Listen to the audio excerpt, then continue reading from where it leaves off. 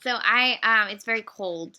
Actually, we're having a record cold in LA, and I know people like to make fun of Los Angelinos when we complain about the cold, but we don't have insulation or heaters in our place of residence, especially older places like this. My apartment's from the 1930s. Okay, they didn't have cold. There's no insulation on my windows. It's fucking colder in my apartment than it is outside because it takes all the cold and it keeps it. It's really nice in the summertime. It keeps it nice and cool in here when it's like 105 degrees outside, but when it's 30 outside, it's like 25 in my apartment. Anyways, as you can see, I'm holding some Agnès Varda Criterion right in my hands. It's from this beautiful set that I got a few years ago called Four by Agnès Varda, and I've actually seen this one on the big screen twice. Cleo, fucking amazing film. Earlier this year, I watched Le Pont Court and Le Pour Mouf, which Diary of a Pregnant Woman. I watched those two earlier this year, and then I was like, I'll spread it out. And then fucking, it's the last week of December, and I still had two left to watch. So I watched them today, and they're in the wrong order. Here we go. So I watched Le Bonheur and Vagabond, also known as, hold on, what's it? It's got another title. Sans toit ni loi, which means without roof or nor law, which is a play on a French phrase, sans foi ni loi, without faith nor law. So these are the films I watched.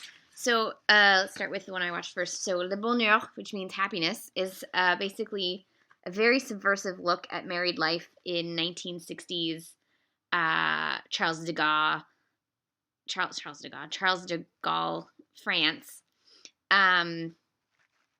where it's sort of like the feminine mystique kind of thing, where it talks about the housewives and how they're taken for granted, sort of. And the woman in it is like this hard worker, and she loves her husband, and she loves her children, and she loves what's going on. But the focus is on this stupid husband dude who like finds another woman that he loves, and then he's like, oh my god, if I hadn't fallen in love at first sight with my wife and had kids with her, I could have met you, and we could have been happy. And so he tries to have them both, and it's just like no one's having it.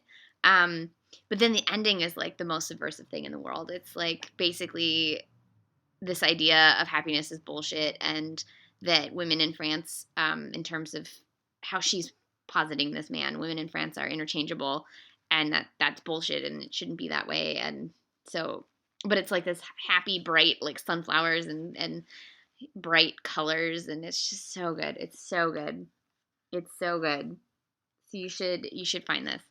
The next one, Vagabond, is about a woman who was working as a secretary and then said fuck it and dropped out and is wandering around southern wine country and not really sometimes finding work, sometimes not finding work, sometimes finding companionship, sometimes not finding companionship, but mostly just not really doing life well. And the thing about it that I thought was great was that there's no judgment. You're not supposed to either hate this character or sympathize with this character. You're just going along with the journey of this character. And it's up to you and where you're at in life to decide if she's living her life right, if she's living her life wrong, if people are treating her wrong, or if she's not trying hard enough to actually participate in life. Like there's this one scene where there's like these goat farmers who are also sort of dropouts. And they like tell her she's not even a dropout, she's just nothing. And it's like really harsh. Because when someone who's dropped out of society tells you you're not even good enough to be a dropout, it's like, whoa. And I thought this character was really fascinating and sort of reminded me a lot of Barbara Loden's Wanda, and I just super want to see a double feature of Wanda and Vagabond now and just like revel in women who've dropped out of society and how society can't handle that. These were great. I love Agnès Varda. She's so sassy. So I have several of her films left to watch, but I don't have them, so I have to find them. But these were great. And like I said, here's this collection. It's from Criterion. It's great. If you get it on their 50% off sale, it's like $20 or something. You get all these movies. It also comes with a bunch of short films and supplements and shit. And this really, really, really cool booklet. Look at all this stuff. Look at all this stuff. Look at that. Look at all that information on Agnès Varda you can get. It's so good. There's a bunch of really great documentaries on Le Point Courte about how she decided to become a filmmaker because she didn't see films that she wanted to see, so she was like, I'm going to make them. That's fabulous. So, yes, we're on, what is this, the 28th? So we've got 29, 30, and 31. We've got 3 days left in this marvelous year with women. I have at least 2